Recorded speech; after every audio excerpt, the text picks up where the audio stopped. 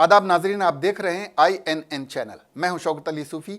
आइए सबसे पहले देखते हैं आज की सुर्खियां। वजीर आजम नरेंद्र मोदी की मलेशियाई हम मनसब से मुलाकात, जाकिर नायक की हवालगी को लेकर हुई बातचीत। महबूबा मुफ्ती की बेटी को सुप्रीम कोर्ट ने मां से मिलने की दी इजाजत। पंजाब की पटाखा फैक्ट्री में लगी आग, 36 अफराद हलाक। सदर जमहूरिया और वजीर आजम ने किया इजहार अफसोस। सुप्रीम कोर्ट ने चिदम्बरम की उबूरी जमानत की अर्जी को किया खारिज। तेलंगाना की नई गवर्नर तमिलिसाई रंगराजन इतवार को लेंगी ओहदे का हलफ। मुंबई में मूसलाधार बारिश से आम जिंदगी फिर दरहम बरहम। अब खबरें तफसील से। रूस में ईस्ट इकोनॉमिक फोरम के इजलास के मौके पर अपनी मसरूफियात को जारी रखते हुए वजीर आजम नरेंद्र मोदी ने जुमेरात को मलेशिया के वजीर आजम महातिर मोहम्मद से मुलाकात की। वजीर आजम के दफ्तर ने एक ट्वीट में कहा कि विलादेव वस्तक में इजलास जारी है। इजलास में मोदी और महातिर मोहम्मद ने दोनों ममालिक के अवाम के फ़ायदे के लिए हिंदुस्तान मलेशिया ताउन को मुतव्वो बनाने के तरीक़ों पर तबादले ख्याल किया। मुलाकात में वजीर आजम मोदी ने मुतनाज़ा इस्लामी मुबल्लिग डॉक्टर जाकिर नायक की हवालगी का मामला उठाया। इस्लामी मुबल्लिग डॉक्टर जाकिर नायक मनी लॉन्ड्रिंग के मामले में हिंदुस्तान को मतलूब हैं। हिंदुस्तान ने पिछले साल मलेशिया से जाकिर नायक की हवालगी के लिए कहा था, लेकिन हिंदुस्तान की दरख्वास्त को मुस्तरद कर दिया गया था। खारजा सेक्रेटरी विजय गोखले ने कहा, वजीर आजम ने जाकिर नायक की हवालगी का मामला उठाया। फरीकीन ने इस पर इत्तेफाक राय जाहिर किया है कि यह मामला दोनों मुल्कों के लिए काफ़ी अहम है, लिहाजा दोनों मुल्की अफसरान इस मसले पर एक दूसरे के राबते में रहेंगे। ख्याल रहे कि हालिया हफ्तों में मलेशिया के हुक्काम ने मुल्क में तकारीर के लिए इस्लामी स्कॉलर डॉक्टर जाकिर नायक पर अपने मिले जुले इशारे दिए थे। इससे कबल वज़ीर आज़म ने जापान के वज़ीर आज़म शिंजो आबे से मुलाकात की और मुतादिद इशूज़ पर तबादले ख्याल किया। इससे पहले दोनों रहनुमाओं के दरमियान जापान के ओसाका शहर में मुनक़्क़द G20 इजलास और फ्रांस के बैरिटीज़ में हाल ही में मुनक़्क़द G7 सरबराही इजलास के दौरान भी मुलाकात हुई थी। हिंदुस्तान मशरक़ी रूस के मशरक़ी बैत के इलाके की तरक्की के लिए $1 अरब की मदद देगा। वज़ीर आज़म नरेंद्र मोदी ने जुमेरात को यहाँ ईस्टर्न इकोनॉमिक फोरम की तकरीब में इस बात का ऐलान करते हुए कहा कि रूस के मशरक़ी बैत के इलाके की तरक्की को फ़रोग़ देने के लिए हिंदुस्तान $1 अरब की मदद देगा। ये बेमिसल और पहला मौका है जब हम किसी दूसरे मुल्क को इतनी बड़ी मदद दे रहे हैं। मैं आपको यकीन दिलाता हूँ कि हुकूमत हिंद मशरक़ी एशिया के मामले में सख्त मेहनत कर रही है। उन्होंने कहा कि रूस के मशरक़ी बैत के इलाके का एशिया के साथ गैर मामूली ताल्लुक़ है। हिंदुस्तान को गैर मुक़ीम हिंदुस्तानियों की हुसूलियाबी पर फ़ख्र है। उन्होंने कहा कि उन्हें पूरा यकीन है कि रूस के इस इलाके की तरक्की के लिए भी हिंदुस्तानी बरादरी सरगर्म हिस्सेदारी देगी। मैं अपने मित्र राष्ट्रपति पुतिन का विशेष धन्यवाद करना चाहूँगा। हम जब भी मिलते हैं तो बहुत खुले दिल से और बहुत समय लेकर के मिलते हैं। कल अपनी तमाम व्यस्तताओं के बीच उन्होंने मेरे साथ अलग अलग स्थानों पर कई घंटे बिताए और रात के 1 बजे तक हम एक साथ रहे। मेरे लिए ही नहीं बल्कि भारत के प्रति उनके मन में जो प्यार है वो उसमें झलकता है। मुझे यहाँ की और भारत की एक और सांस्कृतिक समानता दिखाई दे रही है। अदालत उस्मान ने इल्तिजा जावेद को अपनी मां महबूबा मुफ्ती से मिलने की इजाज़त दे दी है। अदालत ने कहा कि महबूबा मुफ्ती की बेटी इल्तिजा अपनी मां से ज़ाती तौर पर मुलाकात कर सकती हैं। इल्तिजा अपनी सहूलत के मुताबिक मां से कभी भी मुलाकात कर सकती हैं। इल्तिजा जावेद मां से मुलाकात करने की ये अर्ज़ी सुप्रीम कोर्ट में 4 सितंबर को दाखिल की थी। उन्होंने अपनी अर्ज़ी में कहा था कि अफसरान को हिदायत दी जाए ताकि वो अपनी मां से बिला रोक टोक मुलाकात कर सकें। इल्तिजा जावेद ने अपनी अर्ज़ी में कहा था कि अपनी मां की सेहत को लेकर वो बहुत फ़िक्रमंद हैं, क्योंकि उनसे गुज़िश्ता 1 महीने से मुलाकात नहीं हुई है।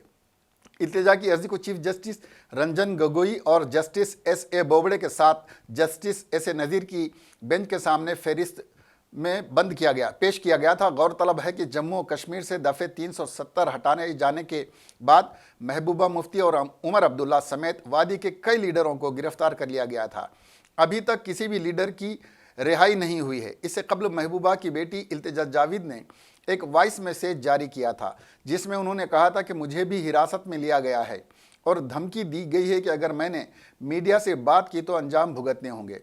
उन्होंने मजीद बताया था कि उनके साथ मुजरिमों की तरह सुलूक किया जा रहा है और लगातार उनके ऊपर नज़र रखी जा रही है। इल्तिजा ने बताया था कि आवाज़ उठाने वाले कश्मीरियों के साथ वो भी अपनी जान को ख़तरे में महसूस कर रही हैं। पंजाब के गुरुदासपुर ज़िले के बटाला शहर में जालंधर रोड पर वाक़ पटाखा फैक्ट्री में ज़बरदस्त आग लगने से कम 36 अफराद की मौत हो गई और कई दीगर ज़ख्मी हो गए। मौसूला इत्तला के मुताबिक ये धमाका इस कदर ज़बरदस्त था कि जिसके असर से इर्द गिर्द की इमारतों को शदीद नुकसान पहुँचा है। ये फैक्ट्री शहर के दरमियान में वाक़ है, जिससे जानो माल के नुकसान के अंदेशों में इजाफा हो गया है। हादसे की इत्तला मिलते ही इंतज़ामिया की टीमें जाए वाक़े पर पहुंच गई हैं और राहत और बचाव का काम जारी है। बताया जाता है कि फैक्ट्री की इमारत में 2 दर्जन मजदूर दबे हुए हैं। रामनाथ कोविंद ने पंजाब के ज़िले गुरदासपुर के बटाला में पटाखा फैक्ट्री में हुए धमाके पर गहरे रंजो गम का इजहार करते हुए मुतासरीन के अहले खाना से इजहार ताज़ियत किया है। मिस्टर कोविंद ने बुध को अपनी ताज़ियती बयान में कहा कि मैं पंजाब के शहर बटाला में पटाखा फैक्ट्री में पेश आने वाले हादसे पर ताज़ियत का इजहार करता हूँ। हलाक होने वाले ख़ानदानों से दिली ताज़ियत का इजहार करता हूँ। मुझे उम्मीद है कि ज़ख्मी जल्द सेहतयाब होंगे।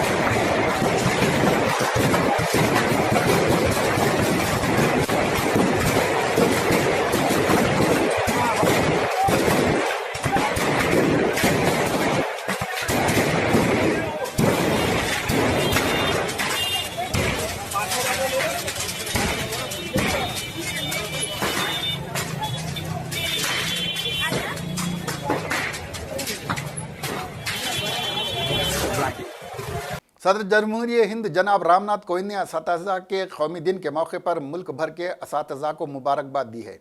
अपने मुबारकबादी पैगाम में सदर जमहूरियत हिंद रामनाथ कोविंद ने कहा, असातिज़ा के कौमी दिन के मौके पर मुझे असातिज़ा को अपनी जानिब से मुबारकबाद और नेक ख्वाहिशात पेश करते हुए नहायत खुशी हो रही है। हम अपने साबिक़ सदर जमहूरियत हिंद डॉक्टर सर्वपल्ली राधाकृष्णन की यूम पैदाइश पर असातिज़ा का कौमी दिन मनाकर हम एक नावर सियासतदान, एक अजीम स्कॉलर और तालीमी बरादरी की नहायत मुमताज़ शख्सियतों में से एक को खिराज अक़ीदत पेश करते हैं। उनकी ज़िंदगी और उनका काम असातिज़ा को पूरी लगन और दयानतदारी के साथ अपने फ़राइज़ अंजाम देने के लिए हमेशा तहरीक देते रहेंगे। असातिज़ा का कौमी दिन उन असातिज़ा के नाम है जो तलबा की ज़िंदगी में एक अहम रोल अदा करते हैं। वो नौजवान अज़हान को तरगीब फराहम करते हैं, इल्म की उनकी तशनीगी को सैराब करते हैं और तलबा की मख्फी सलाहियतों और लियाकतों को उजागर करते हैं।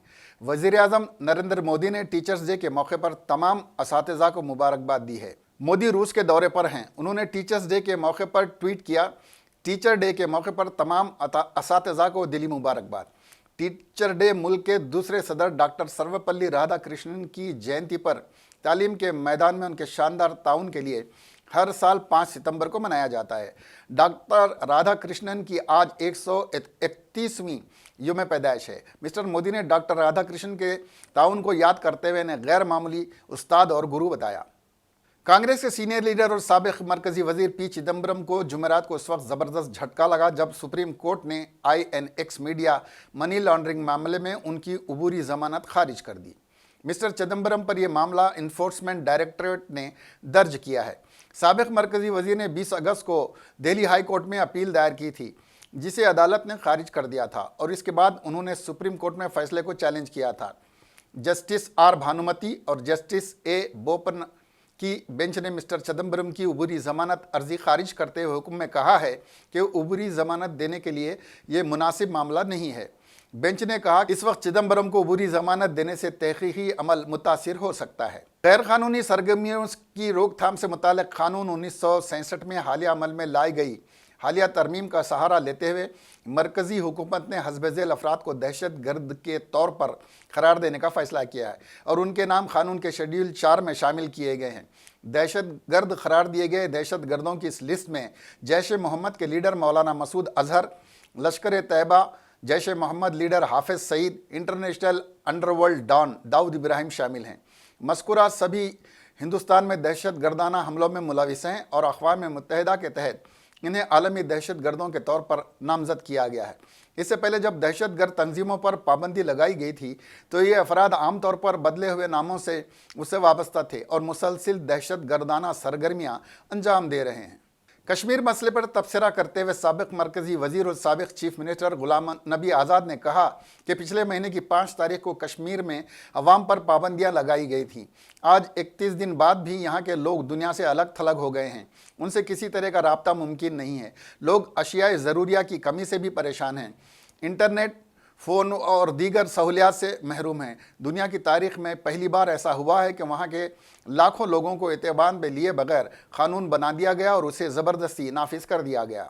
कश्मीर में तो 31 दिन आज हो गए, 1 महीना पूरा हो गया, क्योंकि लोगों को 5 तारीख से ही बंद रखा था पिछले महीने की और 6 तारीख को ये कानून लाया था।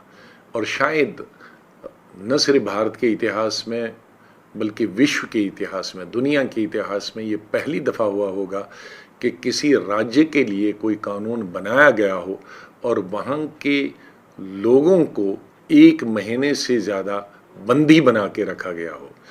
उनको, वहाँ के लोगों को दुनिया से कट ऑफ रखा गया हो, जहाँ टेलीफोन की कोई सुविधा नहीं हो, जहाँ इंटरनेट की कोई सुविधा नहीं हो, ना वहाँ के लोगों को से मिलने की किसी को इजाज़त नहीं है, या वहाँ के लीडर जो बाहर हैं अपने राज्य से उनको अपने राज्यों में जाने की इजाज़त नहीं दिए हो, जहाँ 3 चीफ मिनिस्टर उसी स्टेट के हों उनको नज़रबंद रखा हो, जहाँ एक चौथा चीफ मिनिस्टर दिल्ली हो, एक्स चीफ मिनिस्टर, उसको अपने घर न जाने दिया हो।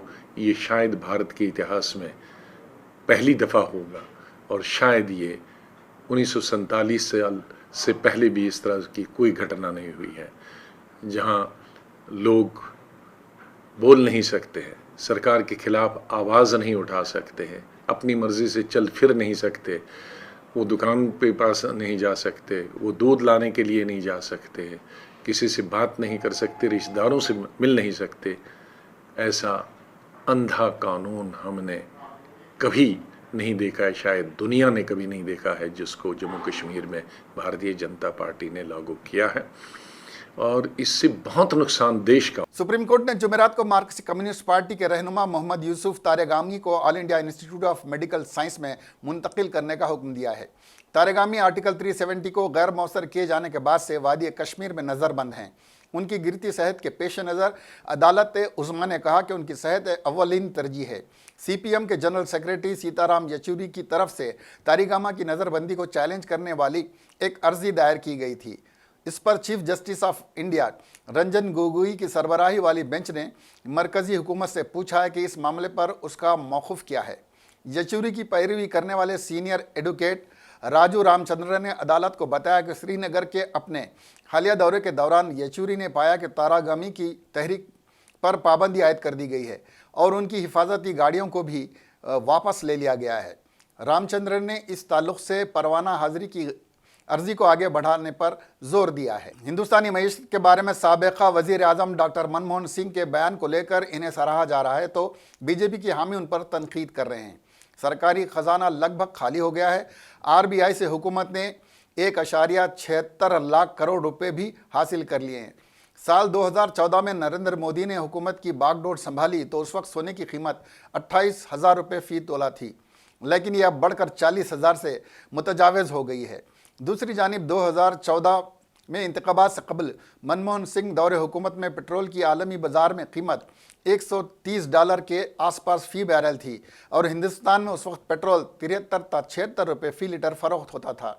लेकिन मोदी हुकूमत में आलमी मार्केट में फ़ी बैरल कीमत $60 से $70 के होने के बावजूद मुल्क में पेट्रोल 76 रुपये से ही फ़रोख्त किया जा रहा है और पेट्रोल की कीमत में कोई कमी नहीं आई। इस वजह से बीजेपी हलीफ शिवसेना ने भी मनमोहन सिंह के मशवरे को कौमी मफाद में बताते हुए उससे इस्तेफादा करने मोदी हुकूमत को मशवरा दिया है। मुंबई समेत महाराष्ट्र के मुख्तलिफ हिस्सों में एक मरतबा फिर हो रही मूसलाधार बारिश के सबब मामूल की ज़िंदगी काफ़ी बुरी तरह मुतासिर हो रही है। मुसलसिल हो रही बारिश की वजह से निचले इलाकों में पानी भर गया है, जिससे कुछ लोकल ट्रेनों को रद्द करना पड़ा है। बारिश के सबब अब तक 20 परवाज़ों को रद्द किया जा चुका है।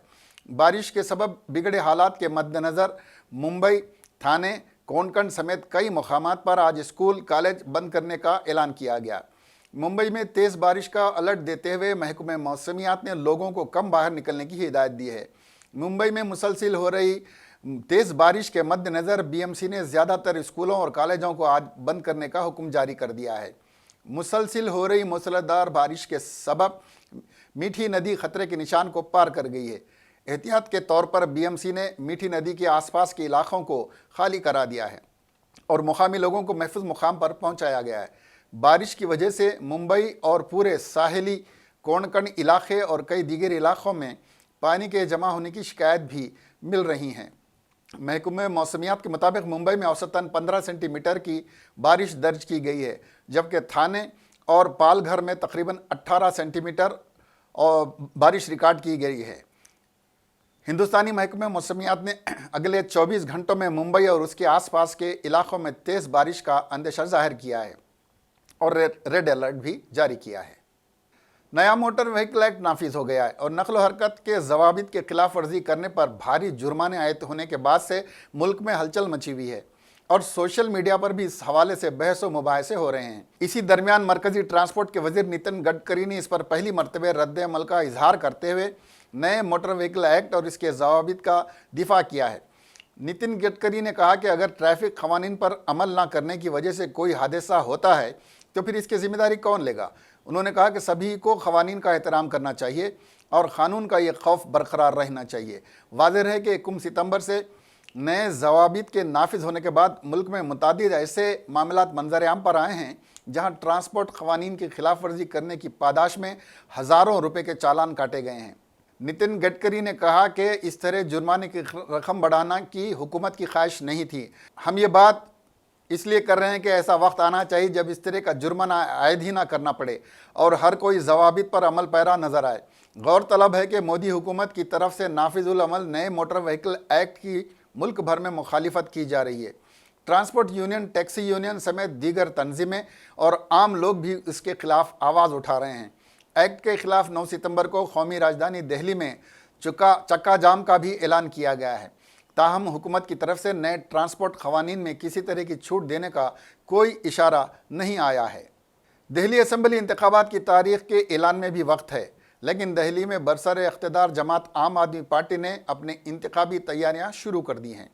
केजरीवाल हुकूमत ने जहां अवाम को खुश करने के लिए बड़े बड़े ऐलानात कर दिए हैं, वहीं पार्टी ने इंतखाबी मुहिम के लिए नारा दिया है, I will love you Kejriwal. इस नारे के ज़रिए पार्टी केजरीवाल की अवाम में मकबूलियत का फ़ायदा उठाने की कोशिश करेगी। वाज़ेह है कि पिछले असम्बली इंतखाबात में आपने 5 साल केजरीवाल का नारा दिया था। पार्टी के रहनुमा और दिल्ली हुकूमत में वज़ीर गोपाल राय ने बताया कि इस मुहिम को तेज़ करने के लिए एक नंबर भी जारी किया गया है। पार्टी की जानिब से जारी नंबर पर मिस कॉल देकर कोई भी दिल्ली वाला इस मुहिम का हिस्सा बन सकता है।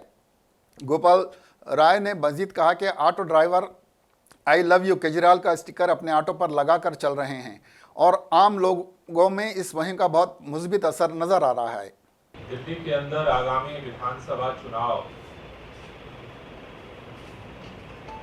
के मद्देनजर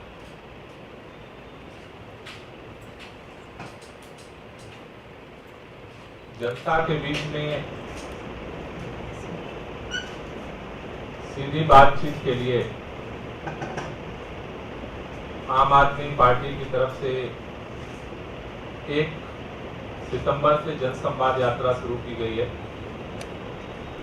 ये जनसंवाद यात्रा आगामी 3 अक्टूबर तक निरंतर दिल्ली के अलग अलग विधानसभा क्षेत्रों में पहुंचेगी,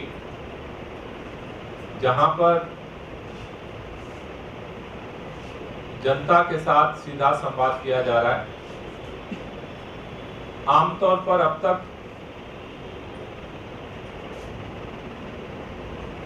इस तरह के पब्लिक कार्यक्रम में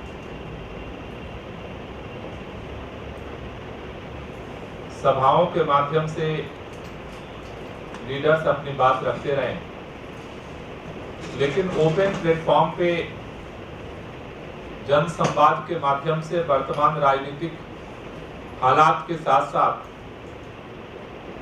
दिल्ली सरकार द्वारा किए गए कामों की ओपन चर्चा की जा रही है। बीएसएनएल ने खसारे से बाहर निकलने के लिए अपने तकरीबन 80,000 मुलाजिमीन को जबरन रिटायर करने का फैसला कर लिया है और जल्द ही उसे अमली जामा पहना दिया जाएगा। बीएसएनएल चेयरमैन प्रवीण कुमार पुरवार ने अंग्रेजी अखबार इकोनॉमिक टाइम्स के साथ बातचीत में कहा कि बीएसएनएल ने खर्च में तखफीफ के लिए अपने निस्फ मुलाजिमीन को अपनी मर्जी से रिटायरमेंट देने का फैसला कर लिया है और उसे हुकूमत की मंजूरी मिलते ही अमली जामा पहना दिया जाएगा। पुरवार ने कहा कि बीएसएनएल 70 से 80,000 मुलाजिमीन को वीआरएस देने पर गौर कर रहा है। उन्होंने कहा कि मुलाजिमीन को इसके बाद एक अच्छा पैकेज दिया जाएगा। इस सवाल पर कि आखिर इतनी बड़ी तादाद में मुलाजिमीन को हटाने के बाद बीएसएनएल का काम किस तरह चलेगा, उन्होंने कहा कि इसके बाद कंपनी आउटसोर्सिंग करेगी, साथ ही कुछ लोगों को माहाना कॉन्ट्रैक्ट पर भी रखा जाएगा। उन्होंने कहा कि तकरीबन 70,000 मुलाजिमीन के हटने के बाद भी 1 लाख के करीब मुलाजिमीन बचेंगे। चेयरमैन प्रवीण ने बताया कि मुल्क की दूसरी टेलीकॉम कंपनियों की तरह ही बीएसएनएल को भी माशी मसाइल का सामना करना पड़ रहा है। आलम इस्लाम के अजीम मुफक्किर शेखुल इस्लाम जानिशिन मुहद्दिस आज़म हिंद हज़रतुल अल्लामा सैयद मोहम्मद मदनी अशरफी अल जीलानी ने उम्मत मुसलमा के हक़ में दुआ फरमाते हुए कहा कि आलम इस्लाम इस वक्त इस्तिराब से दो चार है। ऐसे में रूहानी सुकून के लिए खानखाहों से वाबस्ती को मजबूत करें। श्रीमती तमिलिसाई सौंदरराजन तेलंगाना की गवर्नर की हैसियत से 8 सितंबर इतवार को 11 बजे दिन राजभवन में हल्फ लेंगी। तेलंगाना हाईकोर्ट के चीफ जस्टिस आर.एस. चौहान इन्हें ओहदा और राजदारी का हल्फ दिलाएंगे। नई दिल्ली में मुतय्यना तेलंगाना के रेसिडेंट कमिश्नर वेदांतम गिरी ने मंगल की शाम चेन्नई पहुंचकर डॉक्टर तमिलिसाई सौंदरराजन को तकर्रुर के हुक्मनामे की नकल अता की। तेलंगाना के चीफ मिनिस्टर के चंद्रशेखर राव, उनके काबिनी रफ़्क़ा, कानून साज काउंसिल और असम्बली के अरकान पार्लियामेंट और आला अहदेदारों के अलावा दीगर मुमताज़ शख्सियात हल्फ बर्दारी की तकरीब में शिरकत करेंगी। सौंदरराजन सुबोगदोश गवर्नर ESL नरसिम्हन की जानशीन होंगी और इत्तेफाक से इन दोनों का ताल्लुक़ तमिलनाडु से है। तमिलिसाई सौंदरराजन तेलंगाना की पहली खातून गवर्नर होगी। बताया जाता है कि डॉक्टर सौंदरराजन जनूबी हिंद की रियासत तमिलनाडु में अक्का के नाम से जानी जाती थीं और अब वो जनूबी हिंद की ही तेलुगु रियासत तेलंगाना में चेल्लम्मा होंगी। उन्होंने ज़राए अबलाग के नुमाइंदों से बातचीत के दौरान कहा कि उन्हें गवर्नर नामजद किए जाने के फैसले से वो हैरत ज़दा हो गई थी, क्योंकि इन्हें इस सिलसिले में ना किसी ने बताया था और ना ही उनसे मुशावरत की गई थी और ना कभी उनका नाम इस ओहदे के लिए सामने आया था। लेकिन उन्हें सदर जमहूरिया हिंद की जानिब से बात की इत्तला दी गई कि इन्हें रियासत तेलंगाना का गवर्नर नामजद किया गया है, तो वो खुशी और हैरत के मिले जुले जज्बात के साथ इस फैसले पर हुकूमत और सदर जमहूरिया से इज़हार तशक्कुर करती हैं। पुष्पा कुमारी पाकिस्तान की पहली हिंदू खातून पुलिस ओहदेदार बन गई हैं।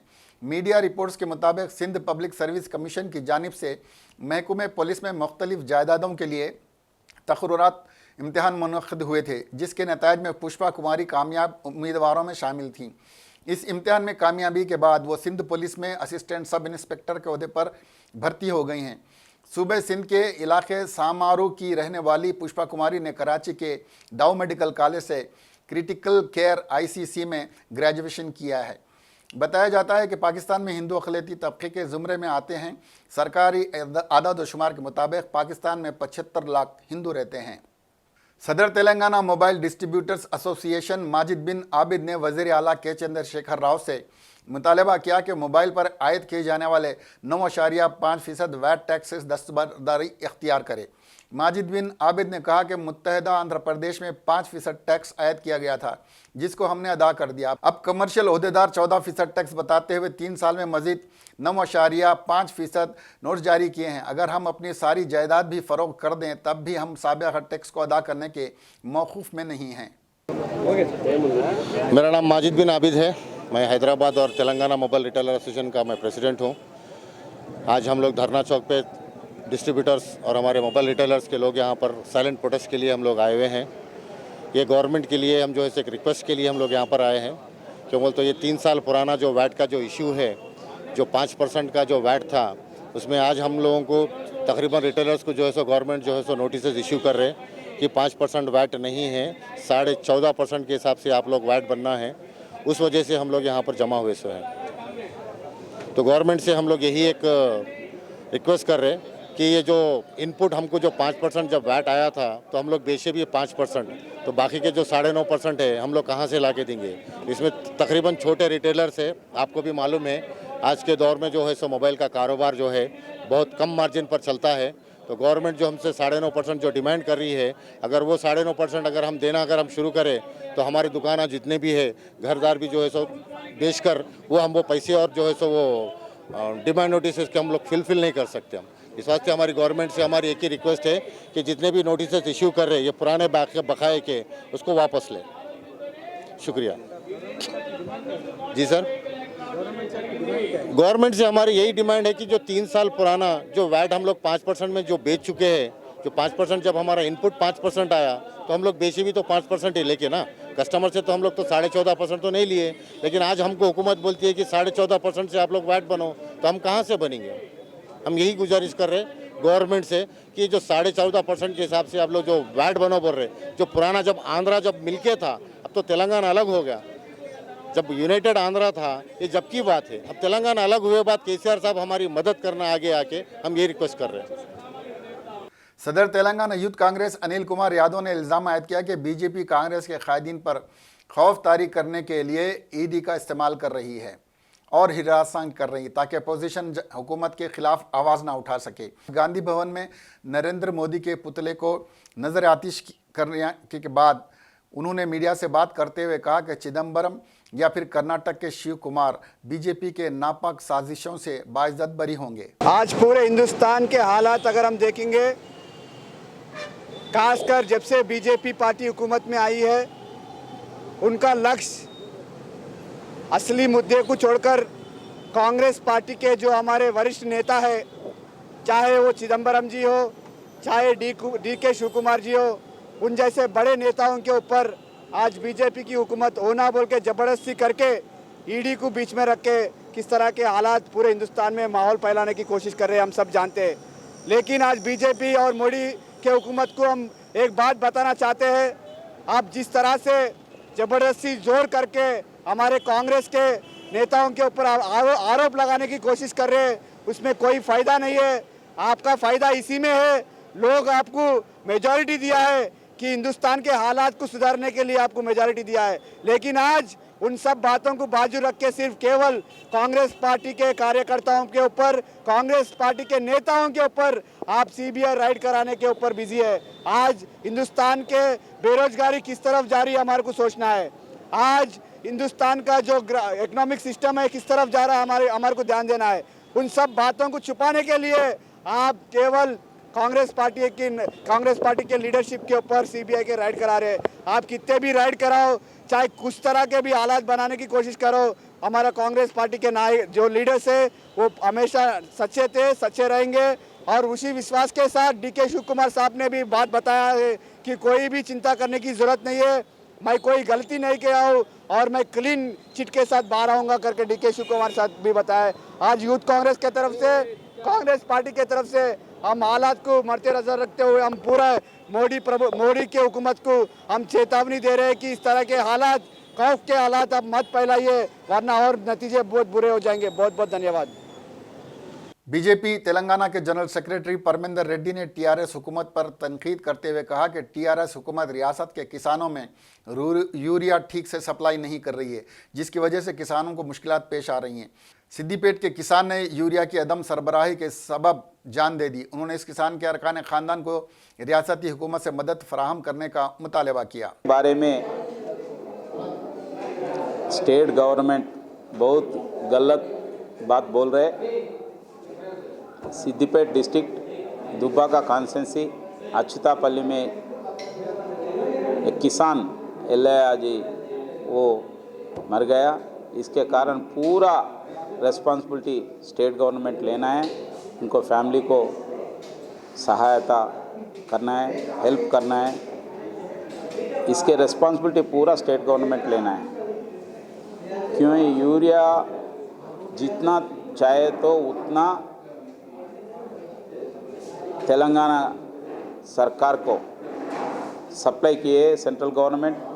कल हम दिल्ली में मान्यवर मंत्री महोदय सदानंद गौड़े जी को, हमारा स्टेट प्रेसिडेंट डॉक्टर लक्ष्मण, हमारा सेंट्रल मिनिस्टर जी किशन रेड्डी जी, हम लोग उनसे बात करने के लिए कोशिश किया। उनसे उनका ऑफिस पूरा इन्फॉर्मेशन दिया है।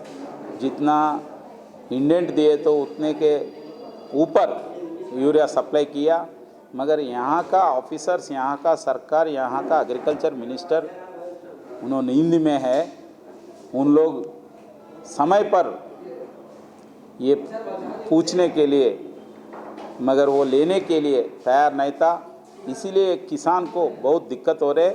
इसके पूरे के पूरा रिस्पॉन्सिबिलिटी टीआरएस सरकार का है, बीजेपी का नहीं है। बीजेपी किसान के पक्ष है, किसान के लिए बहुत कार्यक्रम ले रहे।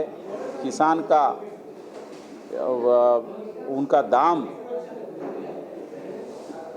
इतना पूरा 70 साल में कोई सरकार इतना दाम नहीं दिए।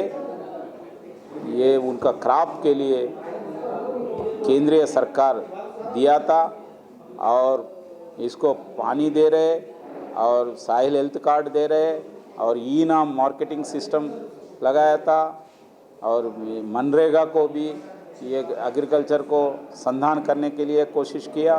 किसान सम्मान निधि दे रहे 6,000 रुपये हर एक किसान को, मगर यहाँ स्टेट गवर्नमेंट ये नाम नहीं दे रहे, अकाउंट भी नहीं दे रहे। ये इनको क्यों नहीं दे रहे, ये हम सवाल कर रहा हूँ। ये स्टेट गवर्नमेंट केवल नरेंद्र मोदी को, भारतीय जनता पार्टी को नाम आते बोल के ये किसान को नुकसान कर रहे। ये सरकार पूरा खिलाफ सरकार है, किसान का खिलाफ सरकार है, किसान पक्ष में नहीं है।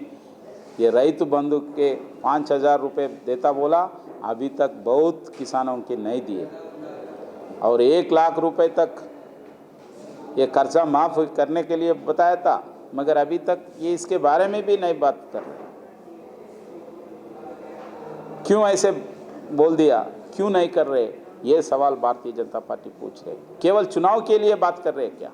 केवल चुनाव के लिए, चुनाव में जीतने के लिए आप बात बोला था, मगर अभी तक इसके बारे में कोई अधिकारी नहीं बोल रहे, कोई मंत्री नहीं बोल रहे, मुख्यमंत्री नहीं बोल रहे। क्यों ऐसे धोखा दिया किसान के लिए? ये सवाल के जवाब देने का दायित्व ये स्टेट गवर्नमेंट के ऊपर है, मुख्यमंत्री के ऊपर है। इसके बारे में भारतीय जनता पार्टी जरूर पूरा किसान को लेकर आगे के दिनों में ये सरकार के खिलाफ कुछ कार्रवाई करेंगे, मगर अभी हम डिमांड कर रहे हैं आपका गलतियाँ ये केंद्रीय सरकार के ऊपर डाल के इसके आप जवाब नहीं दे के फिर आप झूठ बात करने के लिए बोल रहे, ये सही नहीं है। ये आपका बात पूरा गुड़ा झूठ है, ये हम बोल रहे हैं। Thank you. चोरी के शुबे में एक नाबालिग लड़के की दिल्ली में पिटाई कर दी गई। यह वाकया डीटीएस बस में पेश आया, जहां एक लड़का को बिना शर्ट के रहम की भीख लगाते हुए देखा जा सकता है। एक शख्स जबरन इसका पैंट उतार रहा था। डीटीसी बसों में मार्शल्स की तैनाती के मुतालिक दिल्ली हुकूमत के बुलंदबान दावों की खलाई इस अफसोसनाक वाक़े पर मुश्तमिल वीडियो ने खोल दी है, जिसमें एक नाबालिग लड़कों को पीटा गया और मुसाफिरीन की जानिब से चोरी का शुबा ज़ाहिर करने के बाद इस मासूम के कपड़े उतार दिए गए। मज़कूरा बस में सफ़र कर रहे एक मुसाफिर ने वाक़े की मंजर कशी अपने मोबाइल फ़ोन से की, मगर कोई भी मासूम की मदद के लिए आगे नहीं आया। दिल्ली के नरेला में एक ज़ेर तामीर इमारत में अंदोनाक हादसा पेश आया। मीडिया ज़राए के मुताबिक ज़ेर तामीर इमारत की 13वीं मंजिल से अचानक लिफ्ट नीचे की तरफ गिरी, जिसकी जद में आने से कम 14 मजदूर ज़ख्मी हो गए हैं। ज़ख्मी सभी मजदूरों को करीब के अस्पताल में दाखिल कराया गया है। इस दरमियान हादसे से नाराज़ लोगों ने फ्लैटों में काफ़ी तोड़ फोड़ की है। मौके पर पुलिस की टीम पहुंच गई है और पूरे मामले की तफ्तीश की जा रही है। होमवर्क ना करने पर एक टीचर ने तीसरी जमात के तालिब इल्म को स्केल से मारपीट की, जिसके नतीजे में तालिब इल्म के हाथ में फ्रैक्चर आ गया है। यह वाक़या हैदराबाद के मीरपेट में वाक़ एक स्कूल का है। तफसीलात के मुताबिक ऑटो ड्राइवर रामावत बीवी और 2 बेटों के साथ मीरपेट के दासरी नारायण कॉलोनी में रहता है। मीरपेट के सत्यम हाई स्कूल में रामावत के 2 बेटे साई गणेश 9 साल और साई तेजा 8 साल तालीम हासिल कर रहे हैं। 31 अगस्त को जब तीसरी जमात के तालिब इल्म साई तेजा ने अपना होमवर्क नहीं किया तो साइंस की टीचर सुजाता ने इसके बाएं हाथ पर स्टील के स्केल से पिटाई की। लड़का शाम को रोते हुए घर पहुंचा और उसने अपने वालिदैन को वाक़े की तफसीलात बताईं। उसे अस्पताल में इलाज के लिए ले गए।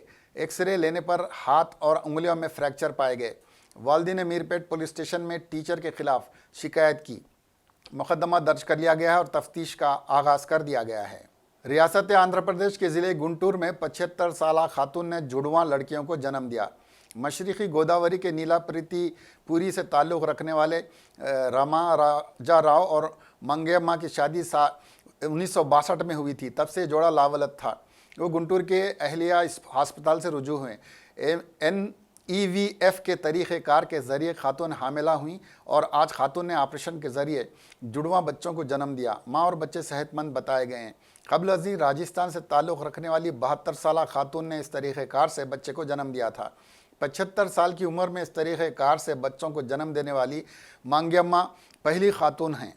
तेलंगाना के चीफ मिनिस्टर की हैसियत से हरीश राव को देखने के ख्वाहिशमंद TRS कारकुनों ने गढ़वाल ज़िले के आलमपुर में खुसूसी पूजा का एहतमाम करते हुए सनसनी दौड़ा दी है।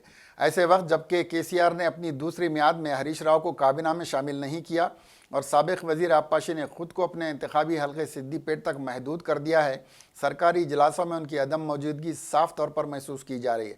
हरीश राव को काबीना में शामिल न किए जाने से उनके हामियों में नाराज़गी पाई जाती है, जबकि TRS के सीनियर क़ायदीन भी इस बारे में तबसरा करने से गुरेज कर रहे हैं।